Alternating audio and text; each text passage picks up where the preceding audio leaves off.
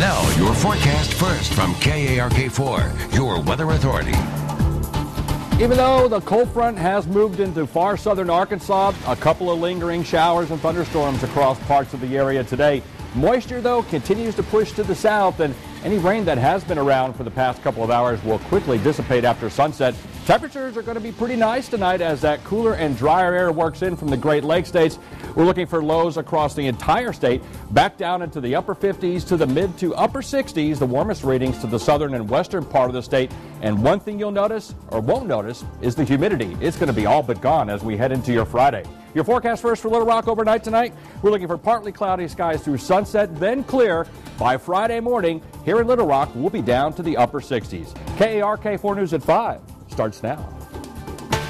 I don't have a whole lot of confidence in DCC right now. Legislators taking aim at the state's parole system. This after a parolee now accused of murder fell through the cracks. What's being done to prevent that from happening again? Plus, more questions about the state's open carry law, how officials are working to clear up any confusion, and it's in here somewhere. The never-ending search for your proof of insurance could be coming to an end. Now, from the station you count on for local news that matters, this is KARK4 News at 5. We begin tonight with breaking news. Good evening. Thanks for being with us. I'm Jessica Dean. Hello, good evening. I'm Bob Clausen. It's good to have you along. New information coming out in the recent arrest of Saline County Sheriff. Official reports obtained by KARK shed more light on the incident that led to Sheriff Bruce Pennington facing charges of public intoxication and resisting arrest. KARK4's Josh Berry joining us now live from Bent with the very latest on this. And Josh, you just got to look at the report within the last hour or so. What can you tell us about what's in there? Bob, Jessica, this report that I had just received from the Benton Police Department is very descriptive. It contains a very descriptive explanation of that night by officers who responded, laying out their entire encounter with Sheriff Bruce Pennington, including from the moment that they arrived to the moment that they let him go with family, including the degree of his intoxication and even how he tried to physically hit one of the officers. Now, in the report, officers explained that after approaching the sheriff in his car in front of Denton's Trotline restaurant, they could smell strong odors of alcohol coming from the sheriff's breath and his car, with him inside staring blankly at a cell phone in his lap. At one point during the encounter, officers explained, quote, the sheriff's speech was very slurred, his eyes were very glassy and watery. Then they explained once they took the sheriff's keys, he became agitated, tried to get out of the car to get them back, pushed an officer, balled up his fist, and attempted to strike him with a closed right fist. Now, this report goes into much further detail. We'll share more of that tonight at 6 and 10. Now, the sheriff has publicly apologized for this incident, saying that he only had 2 drinks after a long day of yard work and never intended to drive home. Now, he faces official charges of public intoxication and resisting arrest. A special prosecutor has been assigned to this case who has received a completed investigation from the Benton Police Department. I've spoken with him as well, and of course, we'll hear from him later this evening as well. Until then, we are live in Benton. Josh Berry, KARK4 News. Josh, we'll see you at 6. Thanks. Prosecutors say problems with the state's parole system affecting law enforcement morale. All of it coming on the heels of a parolee now charged with murder after failing to be returned to prison despite several felony arrests. Now, lawmakers at the Capitol are working to figure out just how to try and repair what's not working at the Department of Community Correction. KARK4's David Goins live at the state Capitol, where lawmakers hearing about this issue from all different angles today. David. Well, Jessica, no secret that the parole system under a lot of pressure since the arrest of Daryl Dennis last month for the murder of 19-year-old Forrest Abrams. Now, there have been changes within the parole system in the last couple weeks since that happened, but today legislators hearing for the first time not just from the parole system but also prosecutors who say they are frustrated with a system designed to protect the public. They say it's falling short.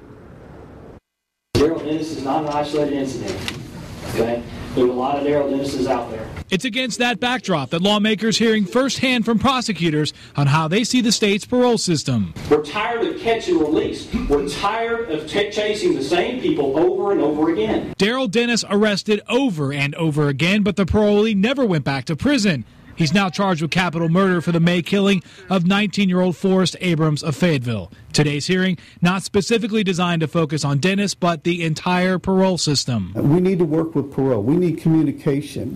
We need to be notified that, hey, this guy's absconding, this guy's not taking his classes, this guy's testing positive, and we're not getting that as prosecutors. State Senator David Sanders says the Department of Community Correction has a philosophical and management problem. I don't have a whole lot of confidence in DCC right now. Something Interim Director Sheila Sharp, in just her 4th day on the job, says she's working to fix. I commit to you that everyone in DCC and the board and members here want us to err on the side of public safety. But one glaring absence, former Director David Eberhard, scheduled to testify, didn't show up. I would like to have had him here. Now coming up at 6, a former parole officer who's turned state investigator has taken to social media to highlight what he believes are major problems with the parole system. We'll have more on that coming up. Live at the state capitol, David Goins, KARK4 News. David, thanks.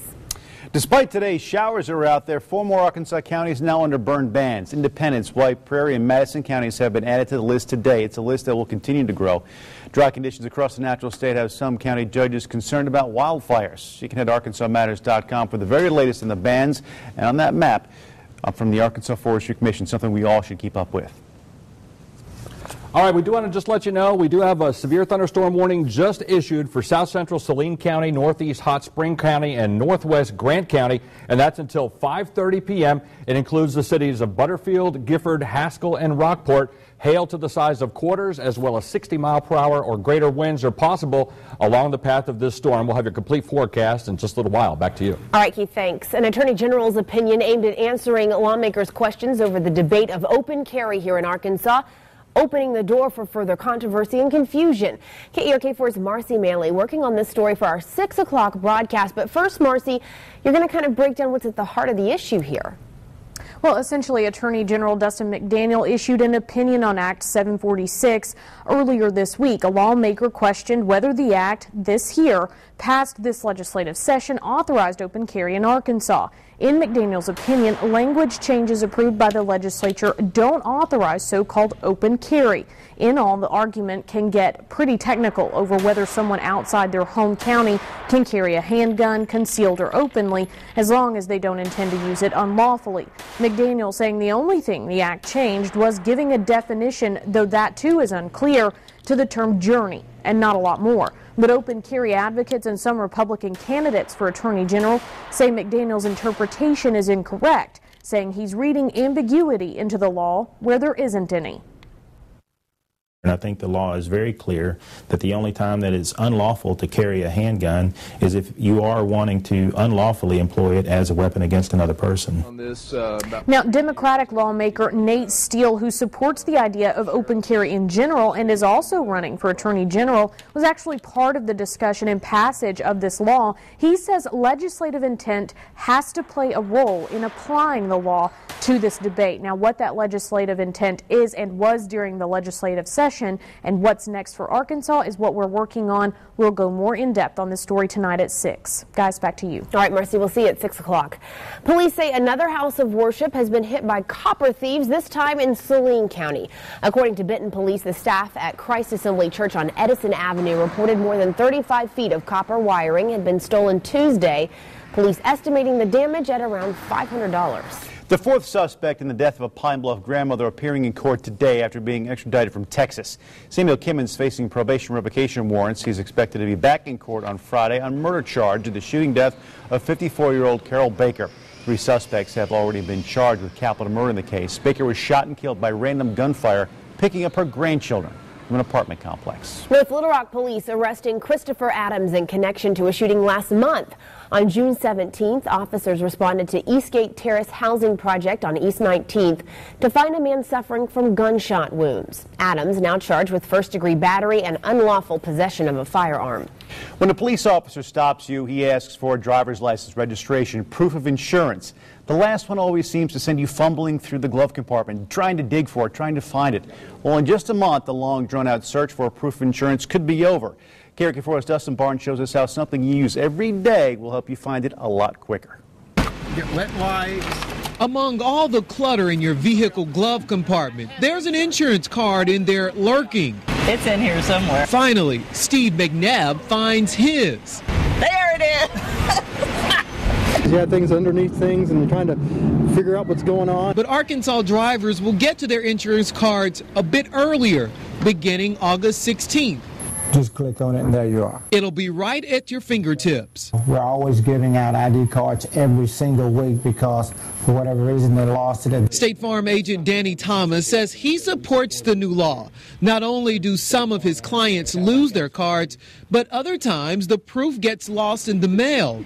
But now, downloading the app, the card is there in the same place every time. To me, it just makes it a lot easier for all of us that you're able to have that card available anytime you get ready. McNabb says this modern way removes some level of nervousness. You're kind of going, do I have the newest one? What's going on? And you're freaking out. Finding that card when you really need it. In Little Rock, Dustin Barnes, KARK 4 News.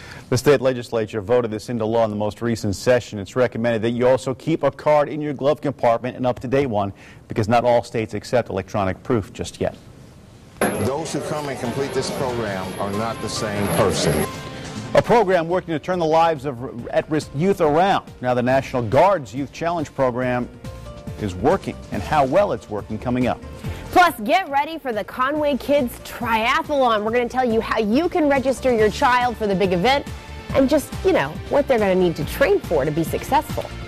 And another day of searing heat across Arkansas today. At least it wasn't blistering like yesterday. Our high temperature in Little Rock, only 97 degrees. Our low this morning, 71. No rainfall in Little Rock since midnight. We do have some on radar. Plus, that much-awaited, much-anticipated cooler and drier air is on the way. We'll let you know when to expect it in just a couple minutes. This is KARK 4 News at 5 in high definition with Bob Clausen, Jessica Dean, and Chief Meteorologist Keith Monahan.